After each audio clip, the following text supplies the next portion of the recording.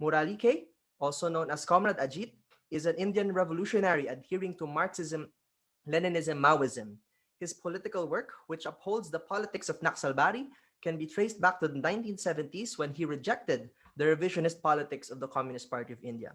He played an important role in writing on ideological issues on political economy, Dalit studies, Maoism, and the situation in the international communist movement.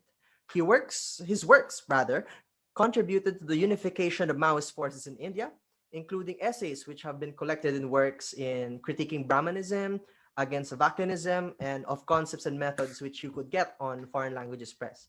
Without further ado, let's give a warm round of virtual applause for Comrade Ajit or Murali K. Thank you very much. Take it away.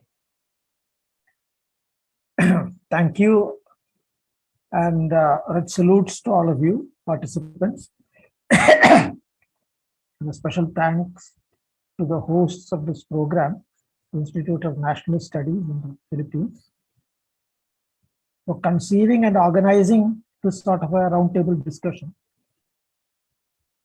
Because the question of the Communist Party of China, the role it has played in the international communist movement and the history of the world revolutionary movements, and more particularly in the third world countries, it is quite necessary to retrieve that revolutionary heritage and distinguish it, separate it from the social imperialist propaganda and activities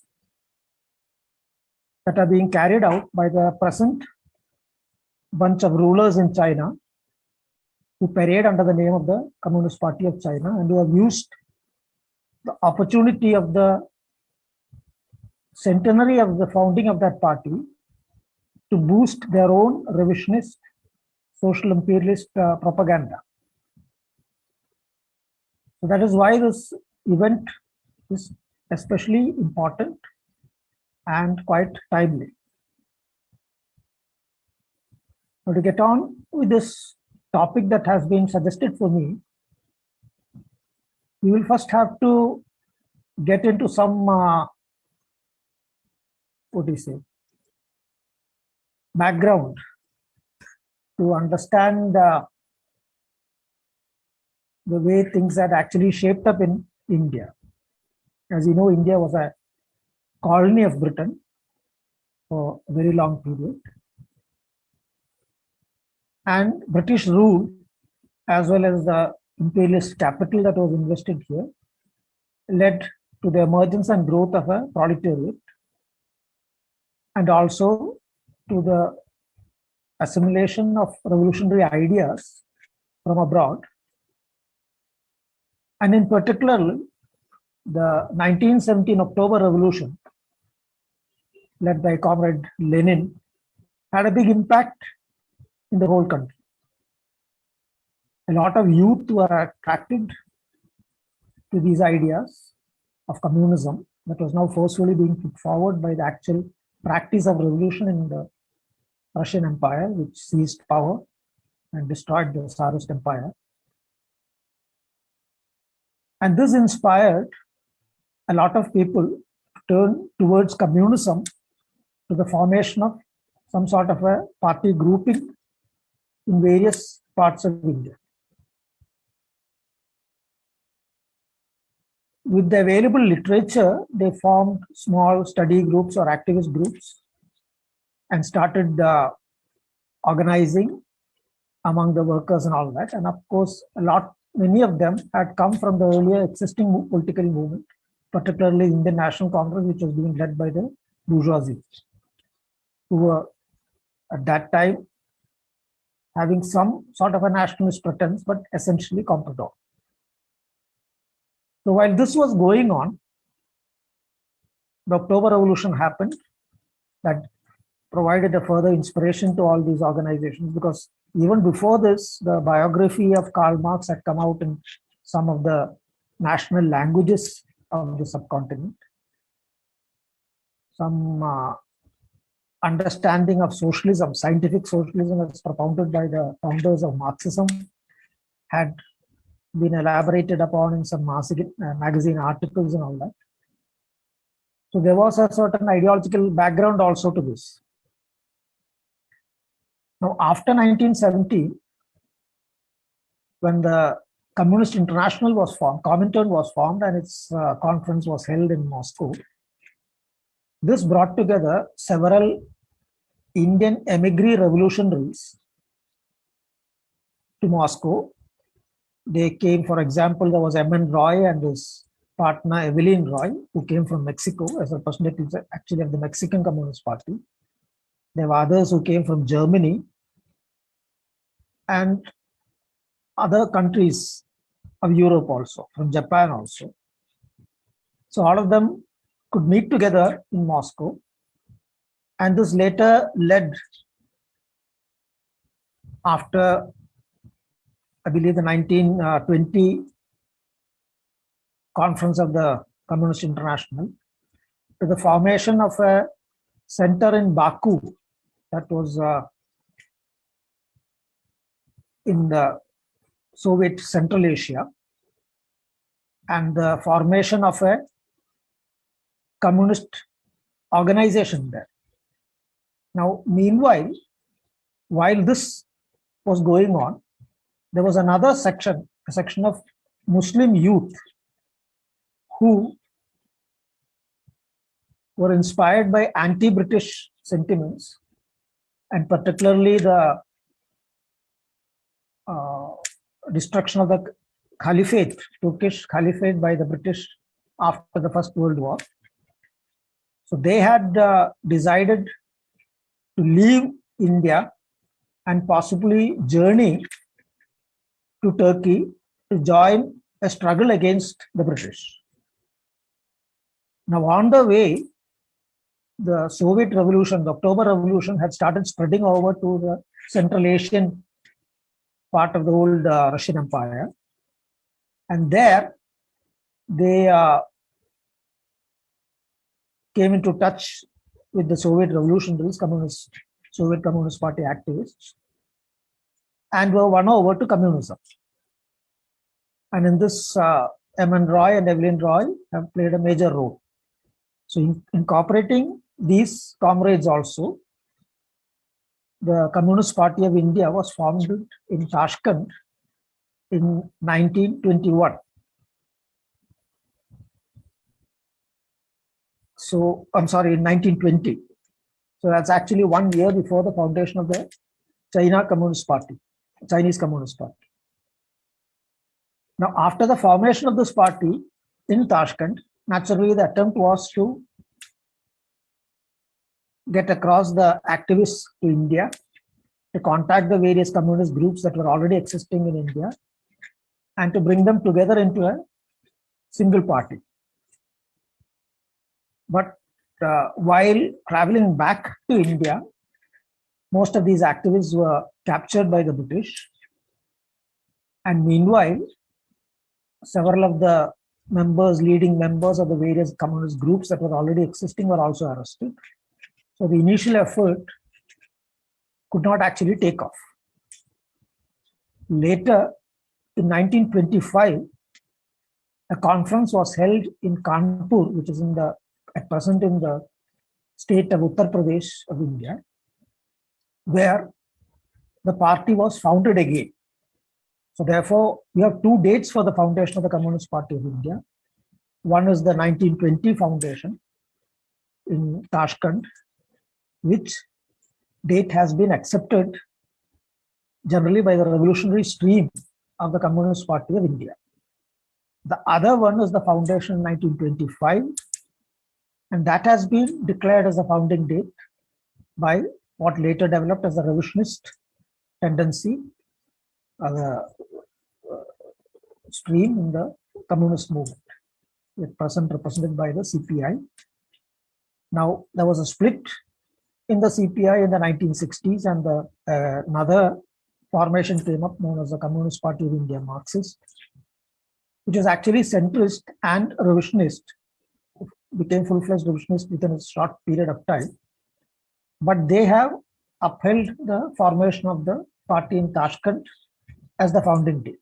which has been generally accepted, which is the date that is generally accepted by the Maoist stream of the communist movement also.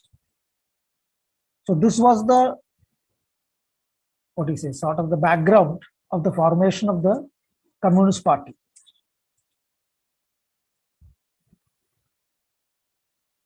When the Communist Party of India was formed in Tashkent, soon after, an Indian military training school was also formed, initiated and assisted by the Communist Party of Soviet Union. And that school functioned for more than a year, nearly a year. Obviously, the idea was to train cadres who would be able to play a leading role in the actual armed revolution struggle in India. So while the Comintern, led by Lenin and later by Stalin, and the initial revolutionaries who formed this party in Tashkent had a clear understanding that the task is to get back to India and organize the party, organize the masses, and initiate the armed struggle to seize power. The actual course of events that happened was not like that. Of course, there were several arrests and repressions by the British. The functioning of the party was disrupted again and again. But above and all that, the leadership that came to dominate the party had never really broken away from the traditions, the politics, the ideology of the Indian National Congress, which was then led by Gandhi.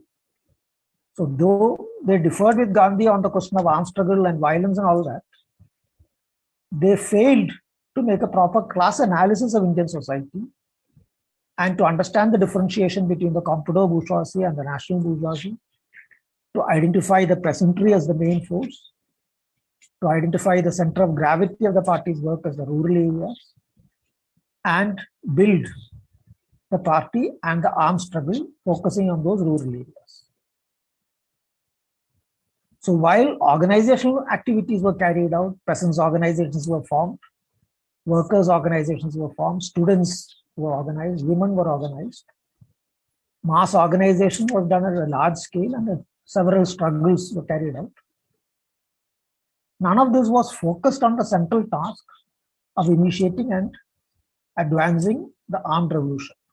And not only that, apart from this failure of class analysis, another serious failure of that party leadership was to understand the gravity of the caste question in India, to position Brahminism, to identify Brahminism at the ideological core of the classes aspiring to be the ruling classes of the country.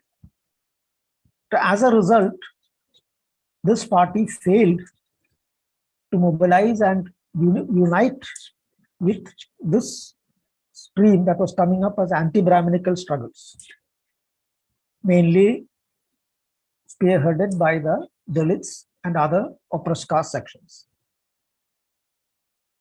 So this situation continued all the way up till the Second World War. And during the Second World War period, initially the party adopted the position that this is a war between imperialist powers and gave a call to resist the war efforts of the British. But later, when the Soviet Union arrived at an alliance with allies, Britain and America and other allied forces, this leadership, many of them who were in jail at that time, declared that the war has now become a people's war. The world war has become a people's war. And the tasks of the communists in India is to support the British government, to support the war effort of the British, so that the Soviet Union can be protected, and that is the international task of the communists all over the world. This was clearly a class collaborationist view, understanding, masquerading as internationalism. Later, when the leaders of the CPI got an opportunity to meet with Comrade Stalin, he had sharply criticized this position and asked, who asked you to do this? The influence, the direct influence actually was from the rightists leading the British Communist Party at that time.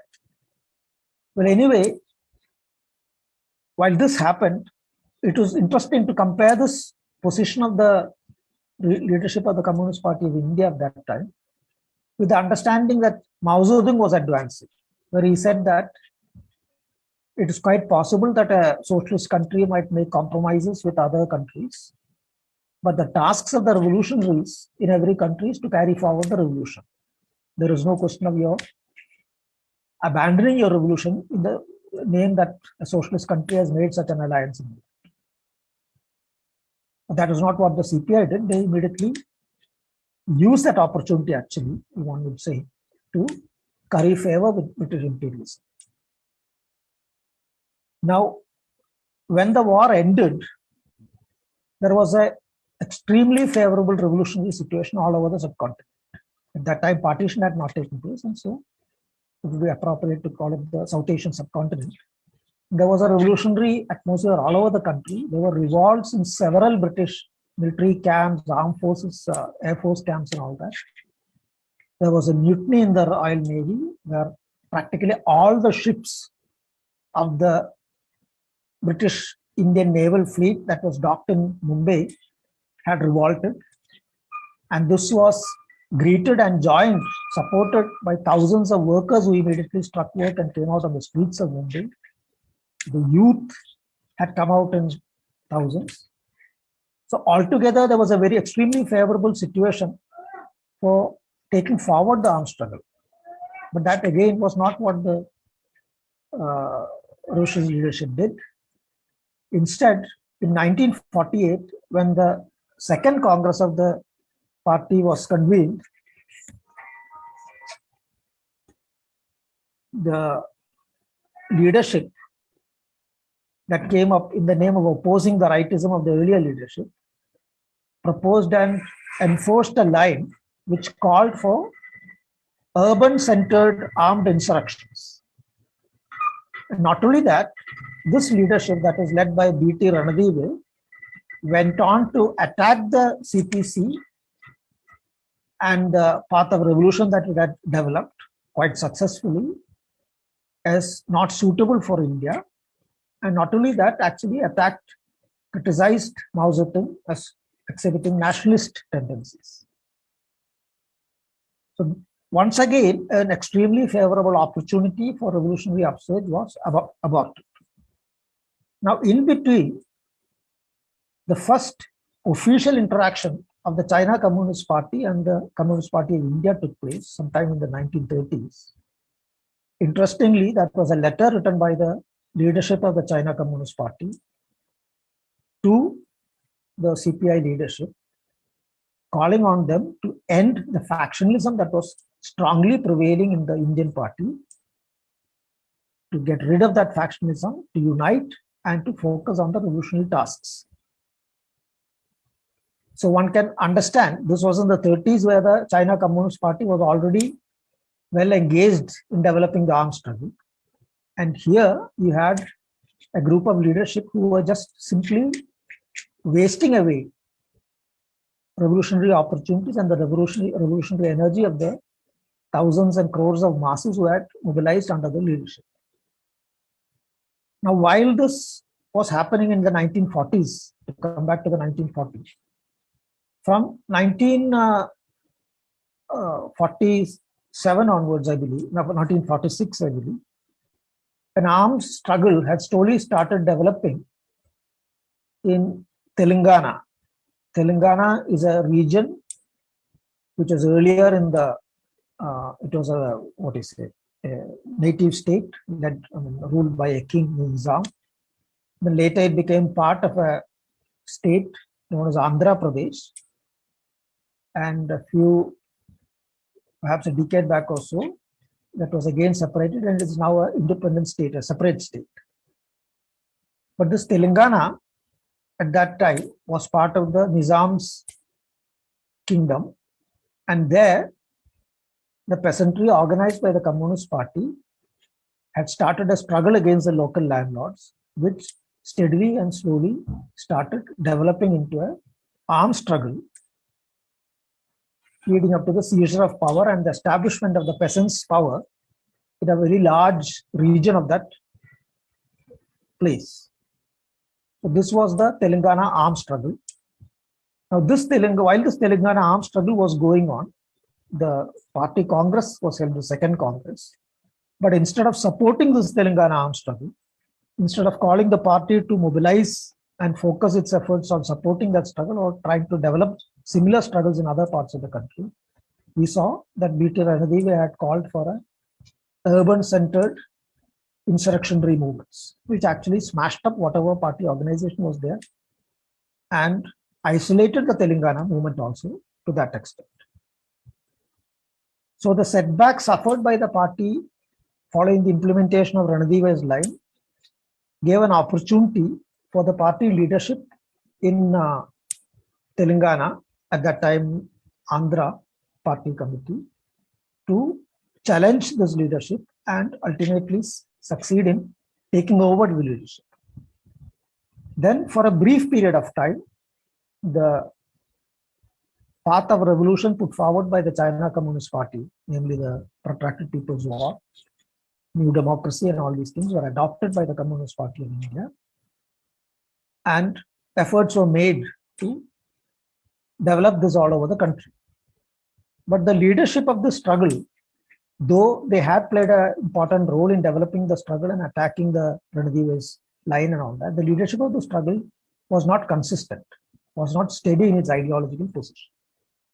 So when they were faced with an onslaught by the rightist forces within the party, who demanded an end to the Telangana struggle, they were not able to take decisive action and put down that rightist attempt to usurp leadership. The rightists were trying to utilize the fact that in 1947 a transfer of power had taken place. An interim government led by Nehru, Jawaharlal Nehru, leader of the International Congress, had come to power and was on the way to form a republic, Indian Republic.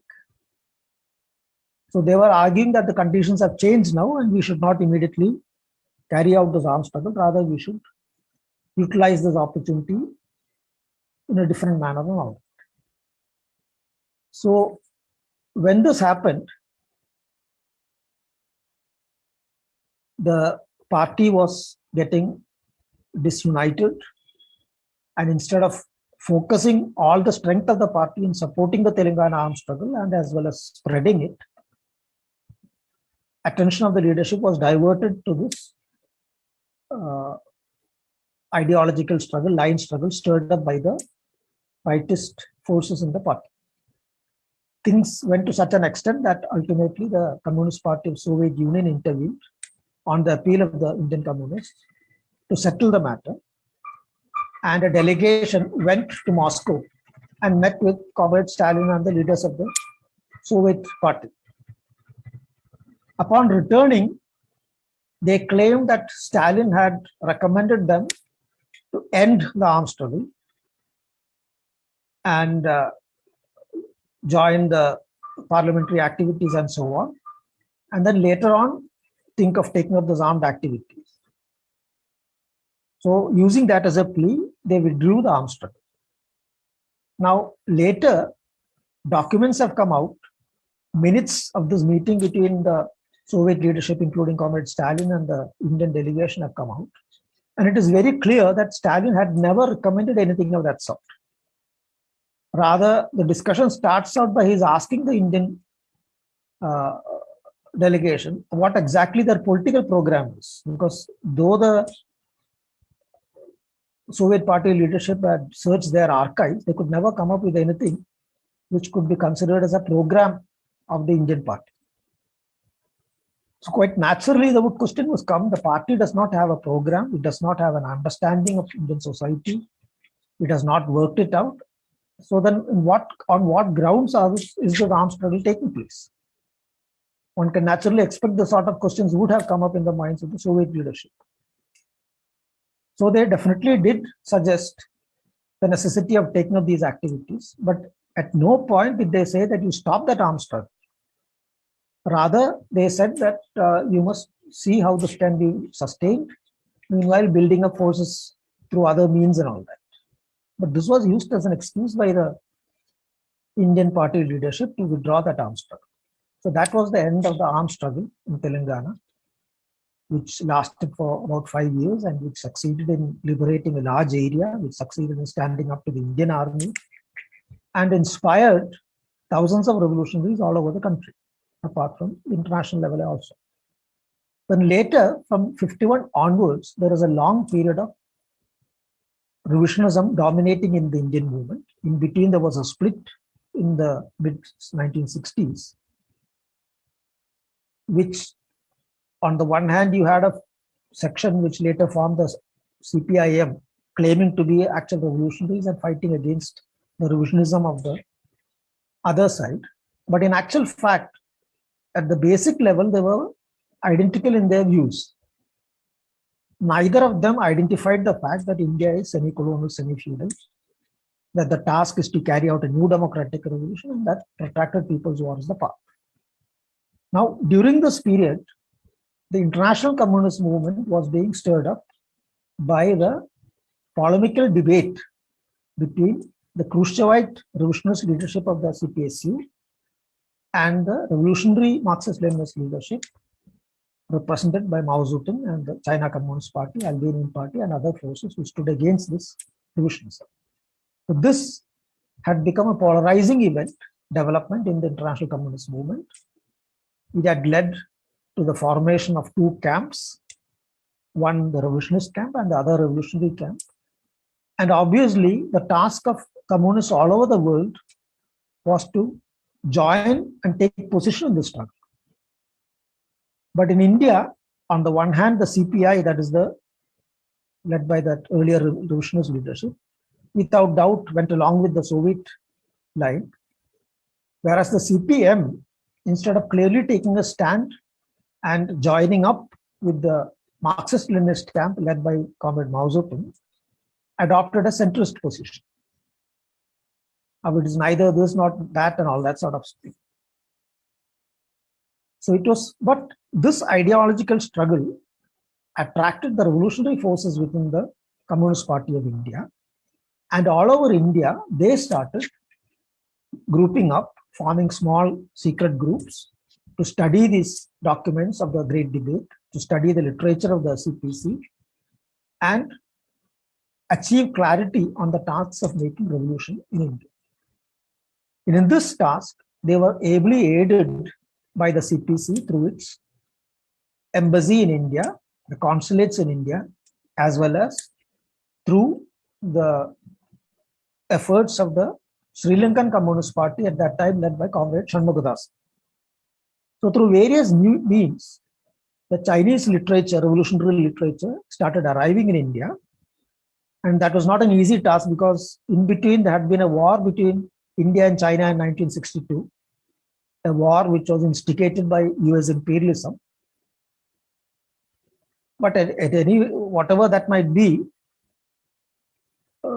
China, there was a big, reactionary patriotic fervor built up against China. So getting Chinese literature and all that was not an easy task. So despite all these hindrances, the revolutionaries in India succeeded in getting that literature, in studying it. And in that, as I said earlier, this embassy and all that played a big role, as well as the Ceylon Communist Party, as it was known then, led by Comrade Shanmugadas. He also took initiative in translating some of those literature, which was in English, into Tamil, and passing it on to Tamil Nadu, where it was then translated into Malayalam and various other languages from the Tamil, apart from translations from English. In the northern part of the country, English literature was being translated into Hindi and Bengali. So all over, in various parts of the country, these revolutionary groups started coming up, learning and understanding from the polemics led by Comrade Mao Zedong against the Khrushchevite revolutionists.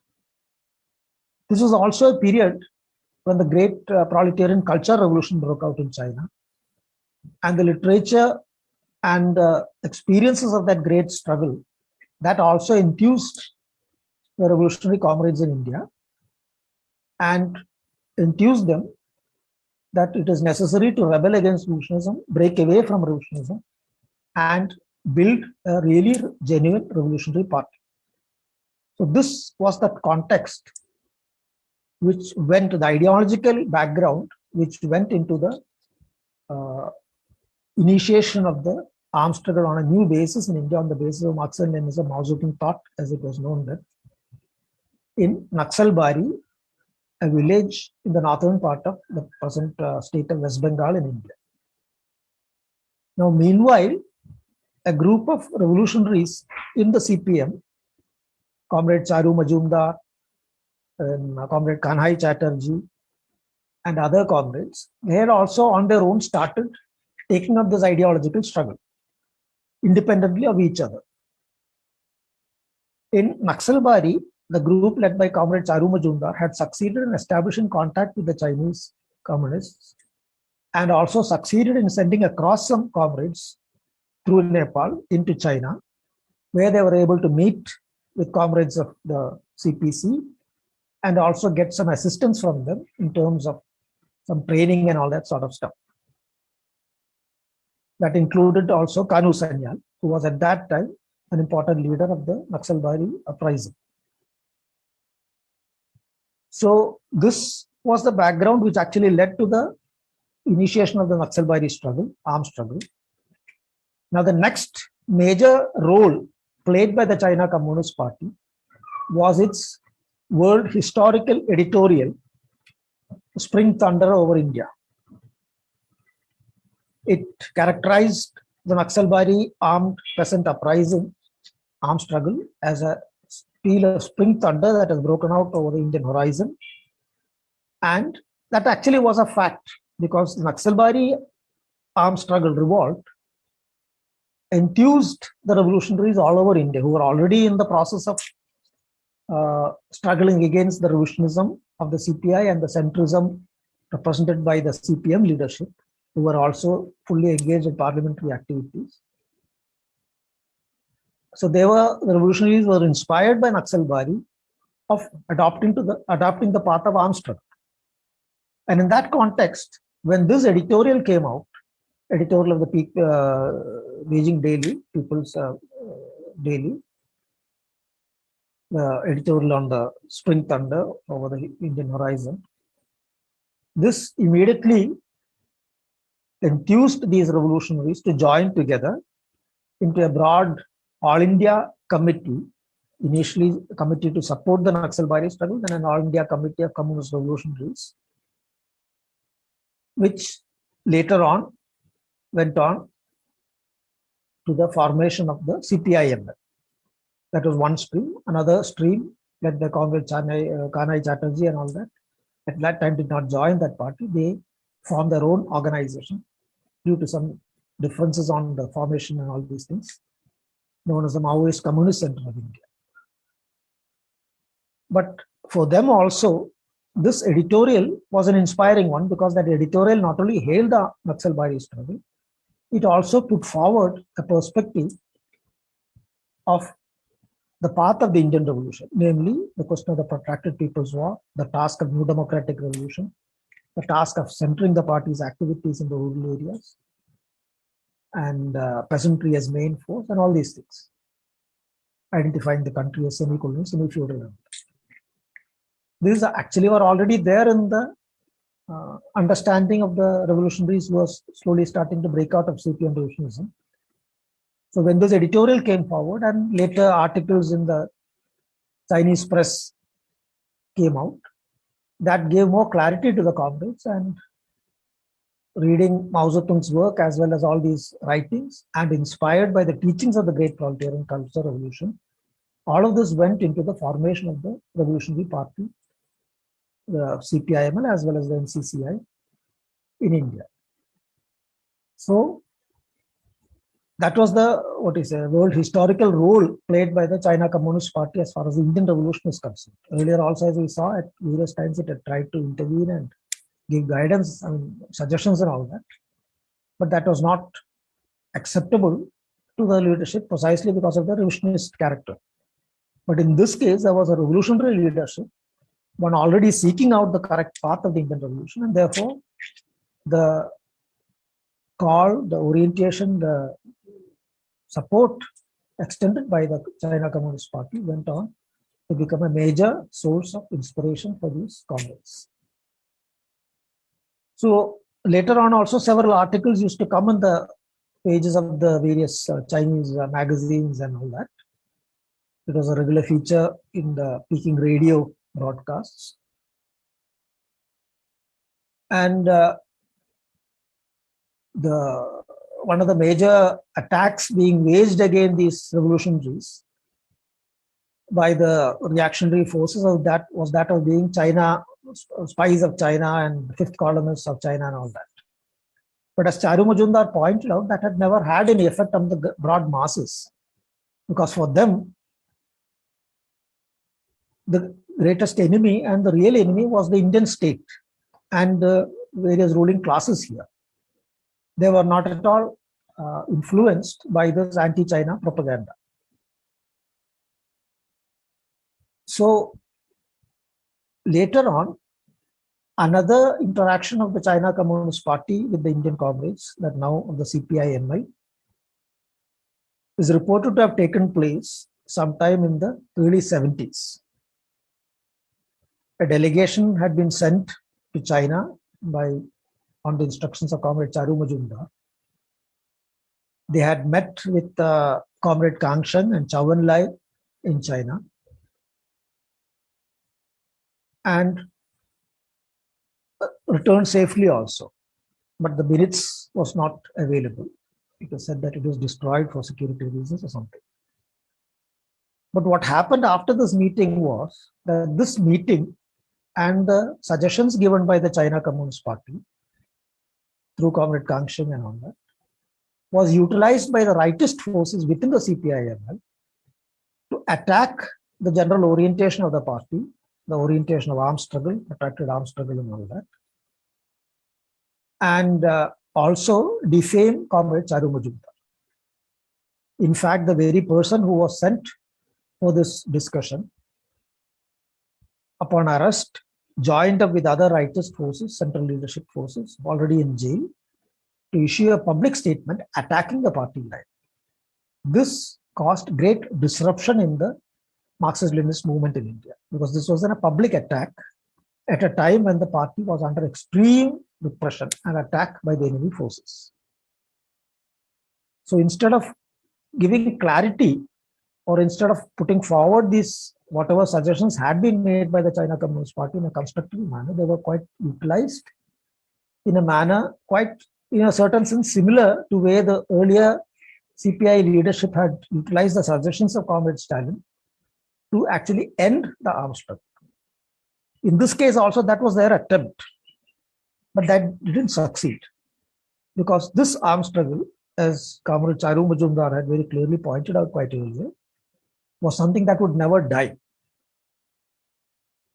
The ideological grounding it had in Marxism-Leninism, Maoism, as well as the lessons of the GPCR, and the revolutionary dedication of the comrades, who were clear that they would never again allow revolutionarism to dominate or destroy the revolutionary movement, and the firm grounding of this movement among the basic masses of the country, this ensured that the armed struggle would continue in one form or another, though severely weakened by the severe repression. In 1972, Comrade Charu Majumdar was arrested and assassinated by the Indian state. And all the leaders of the central committee, initial central committee, who stood firm on the path of revolution, were eliminated by the enemy. Those who remained alive were only those who had surrendered. Yes, despite this, the rank and file or the lower committees in various states, state leaderships, or even comrades below that, stood firm on the line of the party and continued their activities. And that was what ultimately led to the revival of the movement, armed struggle in various parts of the country. And I will not go into that history, the formation of the various parties ultimately leading up to the joining of the revolutionary streams together into the CPI Maoist in 2004. Now later, after the seizure of power by the capitalist orders in China, a delegation of these rightist forces in India, claiming to represent the CPI-ML, had traveled to China, had met with these neo-revolutionists of China, and upon returning, they had published what was supposed to be the minutes of that discussion. One does not know whether that is the complete minutes, whether that minutes have been doctored or anything of that sort. But what is published, if one goes through that, one can very clearly see that the differences or the criticisms made by the Comrade Kangshan and all that were related to tactical positions adopted by certain forms of struggle, certain tactical positions adopted by the CPIML, and some of the slogans. There was nothing critical about the general orientation of the party. And not only that, Comrade Kangshan very clearly expressed the fact, the sentiment of the CPC leadership that they repose full trust and confidence in the leadership of the CPIML. So this shows that the claims made by the rightists on this discussion with the China Communist Party leadership, the claims that they were critical of the Indian leadership and they were demanding that this should be ended and all that, or their excuse for using that as an argument for ending the arms struggle, was actually not true. It was a total distortion. So this was the last thing we can say. Then after that, as we know, the restoration of capitalism in China and the transformation of the China party into a revisionist party, it has, of course, made allies with the CPI, with the CPM, with the Congress, and all sorts of reactionary and revisionist forces, and has consistently attacked the revolutionary forces in India as disruptionist, as terrorist, and all that. So that's a different story, because one cannot expect anything else from the revolutionists. So this, in brief, is the history of the interaction of the China Communist Party with the Indian Communist movement, which, as to sum up and point out once again, was extremely constructive and extremely useful for the movement in India during the period when that party was revolutionary, was following Marxism-Leninism, and has been extremely negative after that. So thank you for giving me this opportunity. I hope I have been able to cover all the most important points in this brief talk. I'll be gladly able to answer any questions that any of you have. So thank you and good service.